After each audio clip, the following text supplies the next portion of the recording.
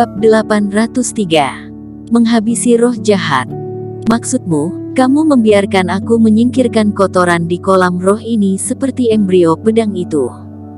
Erikin tiba-tiba menyadari sesuatu. Benar, tapi roh pedang di kolam roh sangat berbahaya, dan kamu harus menggunakan aura danau, jadi kamu harus mengandalkan roh pedang ini untuk membantumu. Tetua hitam juga berkata. Saat mereka berbicara, kolam sudah muncul di depan mereka. Kolam dalam ini tidak besar, hanya berukuran 100 meter, dan airnya sangat jernih.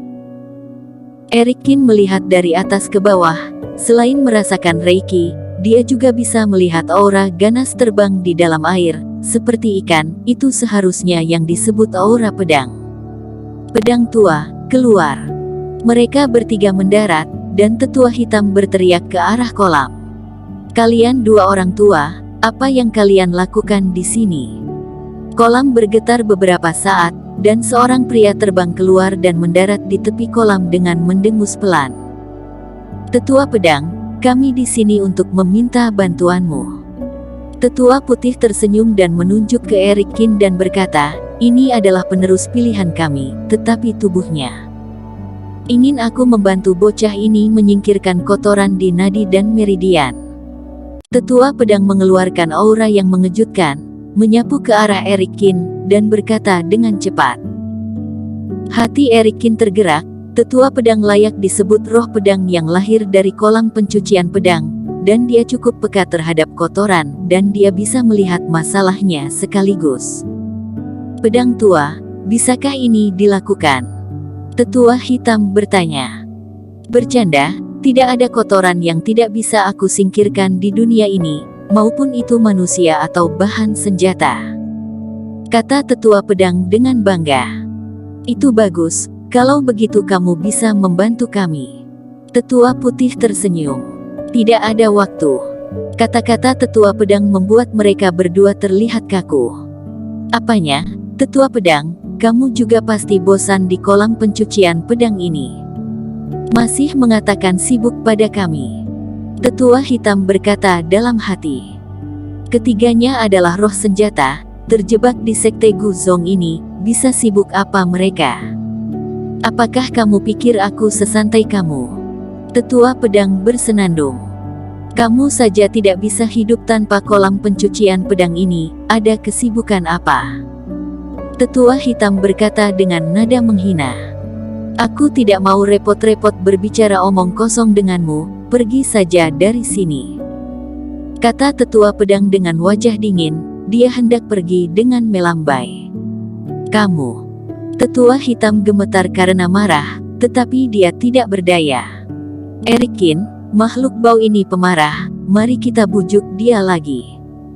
Tetua putih menghibur. Tapi saat ini, Erikin berjalan ke samping kolam pencucian pedang itu.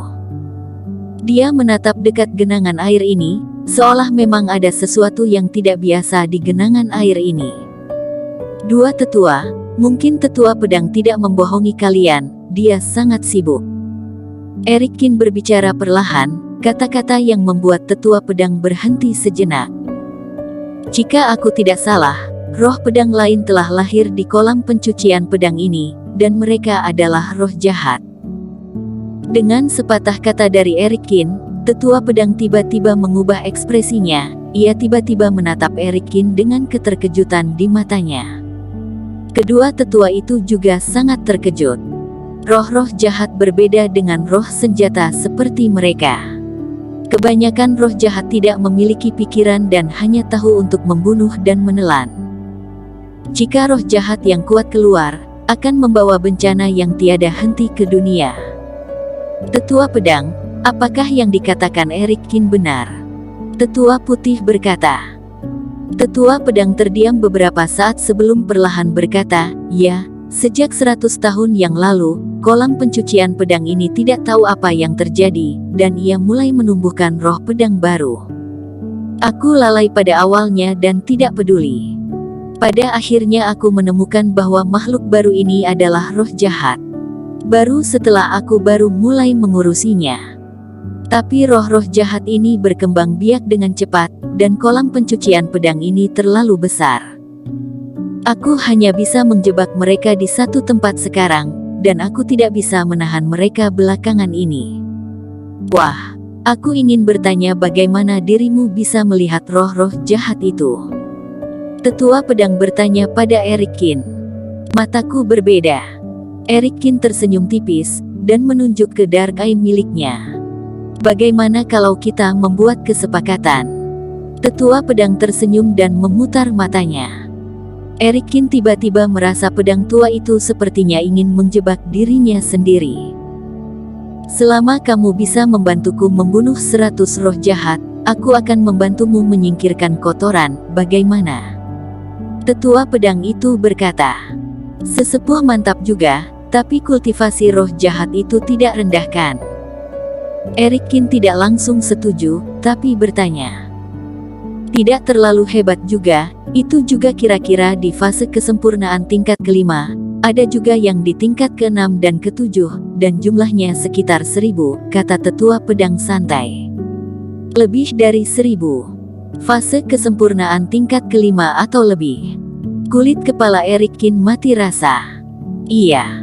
Sesepuh, apa kamu ingin aku dibunuh? Kata Erikin dalam hati. Di kolam pencucian pedang ini, roh-roh jahat pasti tidak akan ada sendirian. Dalam kondisi Erikin saat ini, sekali dia diserang oleh puluhan roh jahat, dia pasti akan mati seketika. Jika dirimu menginginkan keuntungan, dirimu harus membayar. Tidak ada seorang pun kecuali aku yang dapat membersihkan nadi dan meridianmu. Tetua pedang menggoda. Kalau begitu aku ingin membersihkan nadi dan meridian terlebih dahulu, lalu aku bisa membantumu membunuh roh jahat, bagaimana? Erikin mengerutkan kening. Kamu tidak mengerti. Si tua Jian menggelengkan kepalanya dan menghela napas, aku perlu menggunakan kekuatan kolam pencucian pedang untuk pembersihanmu, tapi diriku sekarang ini juga sedang menekan roh-roh jahat itu. Jika dirimu membunuh sebagian dari roh-roh jahat, aku dapat membagi sebagian kekuatanku sampai batas tertentu, jika tidak, aku tidak dapat membersihkan dirimu. Jawab tetua pedang itu. Erikin berpikir serius dan kedua tetua di samping menggelengkan kepalanya. Lupakan, Erikin, ini adalah mengantar kematian namanya. Itu semua roh jahat tingkat tinggi. Aku juga pusing memikirkannya. Kedua tetua menyarankan kepada Erikin untuk menyerah. Apa yang kalian katakan benar, kultivasi anak ini terlalu buruk, jadi jangan dipaksakan. Tetua pedang juga sedikit kecewa, dan dia ingin pergi setelah berbicara. Tetua Jian, aku ingin mencobanya. Erikin tiba-tiba berkata. Wajah tetua hitam dan putih sama-sama berubah. Erikin, jangan terburu-buru, itu semua bisa setara dengan ribuan pejuang di fase kesempurnaan. Kalaupun itu roh jahat, pasti tidak mudah untuk dihadapi. Tetua putih khawatir. Saat kamu dikepung, kami tidak bisa menyelamatkan kamu. Tetua hitam juga berkata.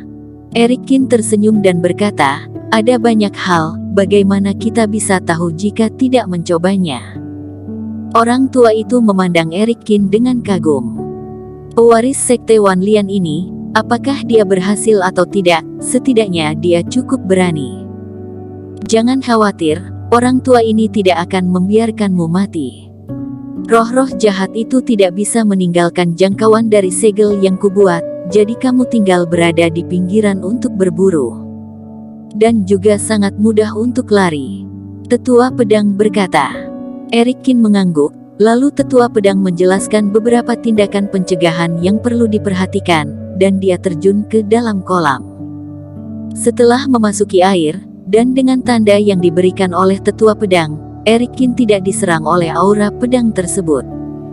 Dia seperti ikan roh, yang pergi jauh ke kedalaman.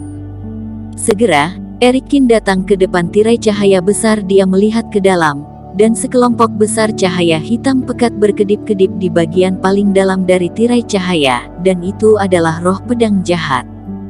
Jumlahnya mencengangkan, dan aura ganas yang memancar membuat Erikin merasakan perasaan yang aneh.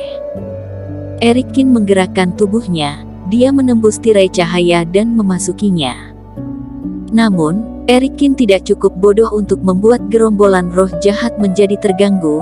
Dia dengan sabar mencari peluang dan akhirnya menemukan satu roh jahat di fase kesempurnaan tingkat ketiga. Erikin tidak segera menyerang, dan terus mendekati roh jahat itu. Roh jahat ini mengetahui perasaan permusuhan dari Erikin, dan tubuhnya meledak dengan cahaya yang kuat, bergegas menuju Erikin. Erikin melarikan diri, mencari tempat yang benar-benar aman, dan mengarahkan ke roh jahat. Aura ganas melonjak keluar. Bersambung. Terima kasih telah menonton video ini sampai akhir. Jangan lupa subscribe dan nantikan kisah episode selanjutnya hanya di Novel Story. Salam.